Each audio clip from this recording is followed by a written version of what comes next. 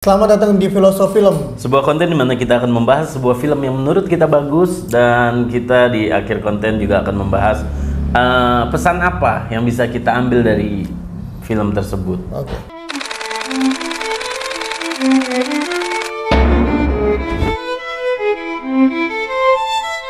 Oke bang, sekarang kita bahas film jadul lagi nih bang. Nggak terlalu jadul sih, ya 12 tahun lalu lah. 12 tahun lalu. Ya. Filmnya itu berjudul Prisoners. Ya. Film ini disutradarai oleh Denis Villeneuve dan dibintangi oleh Hugh Jackman, Jake Gyllenhaal.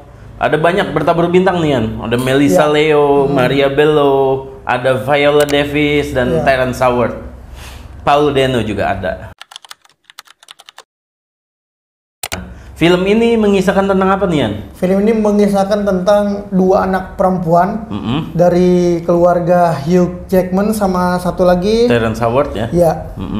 Yang diculik ya. Yang diculik tiba-tiba hilang di hari Thanksgiving, Bang. Dua orang anak yang hilang di hari Thanksgiving, dan sepanjang film ini kita akan dibawa masuk kepada misteri dan thriller di mana mereka berusaha menemukan kedua anak yang hilang ini dan menemukan siapa penculiknya. Iya betul. Film ini kayak ya lebih banyaknya tentang detektif ya bang ya. Iya, thriller dan detektif ya, crime. Film ini genrenya. Dan di film ini, di sepanjang film juga kita dibawa dalam banyak twist and turn ya. Kita maju mundur, kita akan dibawa pusing untuk memecahkan misterinya ini. Iya betul bang. Ini sebenarnya siapa yang menculik? Ini bagaimana, di mana keberadaannya, apakah masih hidup atau tidak? Nah, kita akan dibawa dalam ketegangan tersebut. Iya betul. Karena yang dianggap sebagai tersangkanya juga ini sikapnya ambigu bang. Jadi kita tuh dibikin pelakunya dia bukan sih gitu. Iya, sepanjang film kita dibuat bertanya-tanya apakah benar dia atau bukan. Gitu. Ya. Nah, disitulah letak keseruan dari film ini. Dan film ini juga sebenarnya film ini debut dari Denis Villeneuve di Hollywood ya. Denis Villeneuve ini sutradara Prancis yang belakangan semakin terkenal karena menyutradarai Dune Part 1, Part 2, Arrival, Blade Runner gitu. Nah, film ini adalah debut Denis Villeneuve di Hollywood. Oh iya, jadi ini masa dimana sebelum lahirnya Dune ya bang? Iya. Pokoknya sutradara yang direkomendasikan bagus gitu ya bang? Iya. Oke bang, fakta unik apa yang ada di film ini nih bang? Fakta-fakta menarik di film ini diantaranya tuh Jake Gyllenhaal di sini kan kita tahu ya, di karakter Jake Gyllenhaal sebagai detektif Loki. Ya, detektif Loki. Nah, nama Loki ini, nama karakter Loki ini diambil dari mitologi Yunani. Dewa ya? Nah, dewa Loki, karena ada satu kisah di mitologi Yunani itu judulnya Lokatatur. Sebuah kisah di mana dewa Loki berusaha menyelamatkan anak-anak dari raksasa yang bernama Skrimir gitu. Gua nggak tahu tuh pronounce-nya benar apa salah. Nama raksasanya Skrimir. Gitu. Nah, dewa Loki di kisah ini berusaha menyelamatkan anak-anak itu dari raksasa. Nah, sama seperti di film ini, di mana detektif Loki ini berusaha menyelamatkan dua orang anak ini dari penculik gitu. Iya, yang dimana film Hollywood tuh selalu kayak ngasih nama karakter tuh punya makna di baliknya gitu. Iya, bener bang, sering banget kayak gitu kan ya. Dan itu membuat jadi lebih menarik gitu ya mungkin. Iya. Nah, fakta menarik lainnya, Jake Gyllenhaal di sini diceritakan sebagai penganut organisasi Freemason ya.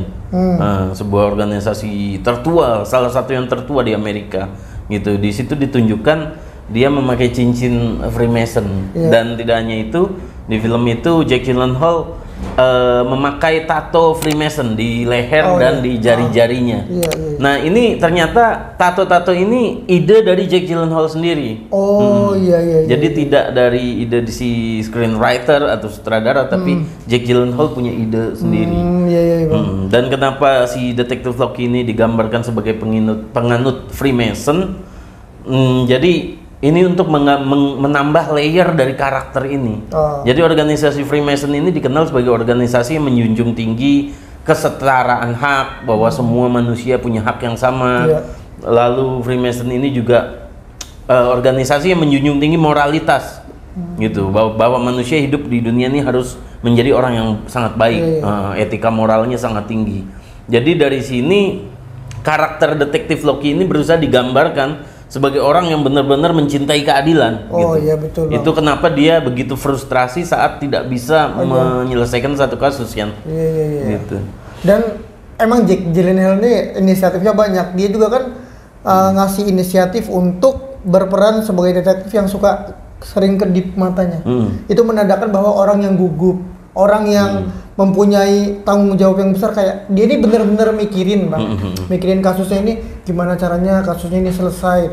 Jadi dia improvisasi gimana kalau adegan gue ini harus ada kedip-kedip matanya gitu. Sering banget kedip.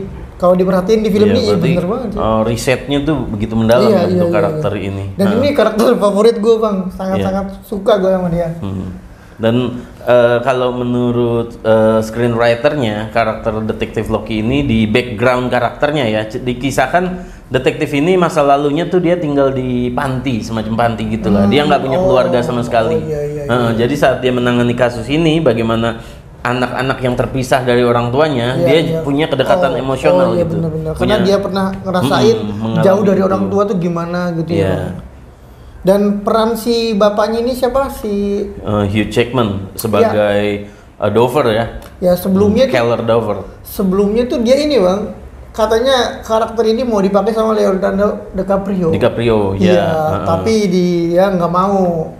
Akhirnya dipakai sama si Hugh Jackman.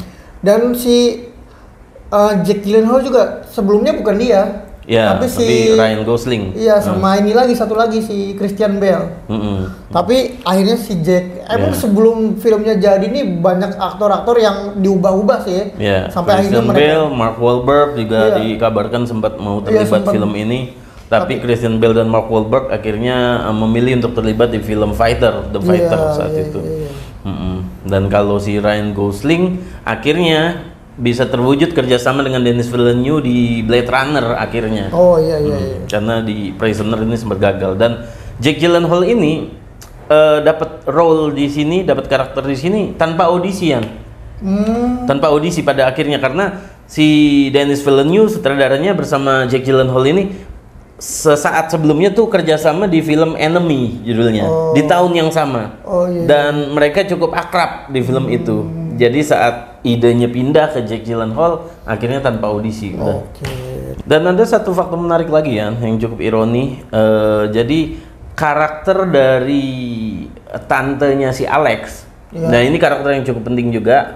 Cuma kalau bisa kita nggak mau spoiler gitu ya. Di sini nama karakternya tuh Holly Jones yang diperankan oleh Melissa Leo.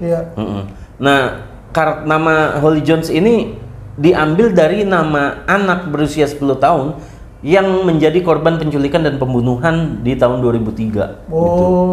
Jadi ada keterkaitan juga di sini dengan sebuah kasus nyata. Oke Bang, di sini ada adegan favorit atau yang berkesan nggak buat lo Bang?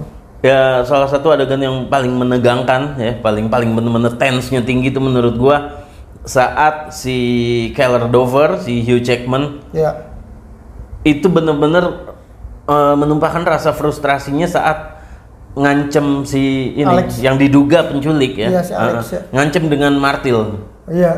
Saat dia mengancem, katakan di mana anakku atau kupukul. Dia jari-jarinya tuh mau dipukul gitu. Tapi akhirnya enggak, dia cuma mukul wastafel, terus dia mukul dinding gitu. Nah adegan itu tuh bener-bener menggambarkan betapa frustrasinya seorang bapak ya saat anaknya tuh diculik dan waktu terus berjalan, semakin waktu berjalan kemungkinan anaknya hidup terus semakin kecil. Betul, sementara yang di hadapannya nih diduga pelaku bener-bener nggak mau bicara. Nggak mau bicara sama sekali, makanya jadi bingung ini sebenarnya pelakunya apa bukan gitu ya. Dan katanya emosi si Keller juga sebenarnya improvisasinya dia juga, cara penyiksaannya ada masukan dari dia juga. Iya, adegan itu menurut gua bener-bener ngikat emosi penonton untuk ikut ada dalam situ sih. Bener. Nah kalau lu sendiri apa ya adegan yang berkesan di film ini? Menurut gua pas yang apa sih detektif Loki-nya ini menemukan orang yang dicurigai yang sering belanja pakaian anak, terus di suatu rumah pas dia masuk dia nemuin banyak koper. Iya. Gue kira, waduh, kayaknya di dalamnya nih ada paket umroh nih. Kayaknya di dalamnya ada jasad-jasad. Ya, asumsi kita dibawa ke situ iya, ya. Bang, pas dibukain satu-satu ternyata ada ular doang. Banyak banget ya, Bang. Iya, jadi saat menemukan banyak koper tuh pikiran penonton udah kemana-mana tuh ya. Dan yang bikin keselnya, Bang, nggak langsung dibuka. Iya. Dia ngurusin yang lain dulu, nyari dulu, ada lalat kan di situ kan. Ada lalat, dibuka, apa ini, ternyata cuma daging babi itu. Itu tuh bikin rica-rica atau kecap loh. rica-rica enak kan ya. Itu, Bang, bikin gua kesel. Ini yang di koper dulu. Saya cek, kenapa ngecek yang itu dulu? Ternyata emang pas jadi adegan itu bikin bisa membuat penonton merasa nggak nyaman gitu kan, kayak itu tadi buka dulu gitu. Iya, dan terus ngelihat pas ada baju-baju yang penuh dengan bercakan darah, itu bikin gua, wah ini kayaknya anak-anaknya nggak selamat sih. Iya. Tapi ternyata filmnya masih dibawa ke tempat yang lain lagi ya. Bang, aduh gila sih. Mungkin itu aja sih, Bang, yang gua suka sih kayaknya. Oke, Bang, masuk ke kritik, Bang. Menurut lu di film ini apa kritik buat lu lah? Dari lu? Ya, ini film yang bagus, tapi memang tidak sempurna menurut gua juga. Kalau boleh ngasih kritikan, kalau di gua filmnya agak terlalu panjang gitu ya. Iya betul, Bang. Ya karena mungkin ini adaptasi di mana Denis Villeneuve biasa menyutradari film Prancis yang memang dikenal lama dan agak boring, film-film Eropa ya, karakternya seperti itu, lebih slow burn gitu. Pace-nya pelan, film Eropa kan seperti itu. Jadi saat ini debut di Hollywood ya mungkin masih adaptasi gitu. Filmnya menurut gua agak panjangan dengan 2,5 jam kurang lebih gitu. Dan kritikan lainnya adalah bagaimana Denis Villeneuve kurang mampu untuk mengeksploitasi kemampuan para cast-nya. Ini kan bertabur bintang ya. Ada Viola Davis yang langganan Oscar, Melissa Leo yang juga pernah memenangkan Oscar. Tapi di antara banyak cast yang bertabur ini, tidak ada satupun yang dapat nominasi Oscar. Itu agak aneh menurut gua. Kayak filmnya lewat aja gitu ya, Bang. Iya, bagus, lumayan, tapi nggak cukup untuk nge-hit award ya. Gitu. Itu sih kalaupun ada kritikan dari gua. Kalau lu sendirian? Ya mungkin sama aja sih, Bang, kayak terlalu lama. Agak panjang ya. Iya, ritmenya juga lama banget kayak. Ada di beberapa bagian yang kita ngerasa diputar-putar gitu. Kita dibawa kemana-mana itu. Kayak ya mungkin itu aja sih, kayak sama eksplorasi karakternya juga kurang mendalam ya. Kayak ada terlalu banyak karakter tapi nggak ada yang dalam dan ngikat emosi kita gitu. Iya, Bang. Jadi yang disorot karakternya cuma ini itu aja gitu. Nggak semuanya tuh kayak kurang maksimal lah gitu. Iya, sayang banget gitu. Bertabur bintang tapi kurang maksimal, kayak ya udahlah, mungkin emang patut nggak dapet Oscar sih, Bang. Ya, dia hanya dapat 1 nominasi Oscar ya. Satu nominasi Oscar di sinematografi. Dan sinematografernya ya memang udah langganan banget, selalu nominasi si Roger Deakins. Dan dia juga kan kebanyakan tuh pakai cahaya natural, Bang. Supaya atmosfernya begitu terasa gitu. Jadi nggak banyak lighting di situ. Atmosfernya memang cukup bagus sih. Bahwa kita apalagi kayak memilih setting saat hari pertama itu hujan. Kayak gitu tuh nggak enak banget rasanya. Oke, Bang, di film ini makna apa yang bisa kita ambil ya, Bang? Kalau gua sih yang bisa gua ambil dari film ini itu cukup sederhana sih. Sesuai judulnya gitu, Prisoners itu kan artinya tahanan. Artinya tahanan, dan di film ini kita ngelihat bagaimana Hugh Jackman dan Maria Bello sebagai orang tua ya, suami istri yang anaknya hilang. Selama anak ini belum ketemu atau selama anak mereka nih belum tahu kepastiannya di mana, mereka tuh seperti seorang tahanan gitu. Jadi tahanan akan sebuah kasus gitu. Mereka terus hidupnya tuh dihantui pertanyaan-pertanyaan gitu. Anak gua masih hidup atau enggak? Siapa penculiknya? Nah, itu menyiksa hidup mereka. Bahkan si istrinya kan sampai sakit mental juga gitu. Betul, Bang. Dan si Hugh Jackman juga nggak akan pernah bisa melanjutkan hidup sebelum kasus ini selesai sampai kepastian seperti apa. Dan di film ini, walaupun yang disebut prisoner secara literal adalah si Paul Dano, si Alex ya, ini kan tahanan yang realnya di film ini. secara literal karena dia diculik kan, ditahan. Tapi yang lain tuh kita dikasih gambaran bagaimana hampir semua orang tuh adalah tahanan dari masa lalunya gitu. Termasuk si Jake Gyllenhaal yang punya masa lalu, dia nggak punya keluarga. Terus mungkin si Hugh Jackman sendiri juga. Semua orang tuh punya masa lalu yang ngikat pikiran dia gitu. Itu makna yang bisa gua ambil dari film ini sih. Iya sih, kayak Jake Gyllenhaal juga dia ngeras di prisoner sebagai ditahan sebagai punya tanggung jawab yang besar ya. Nah, ditahan oleh tanggung jawabnya gitu. Iya, karena di sana peran dia tuh begitu penting kan untuk menemukan anak-anak itu ya. Ya itu kalau dari gua sih itu bagaimana bahwa kita itu jadi refleksi juga ke diri kita.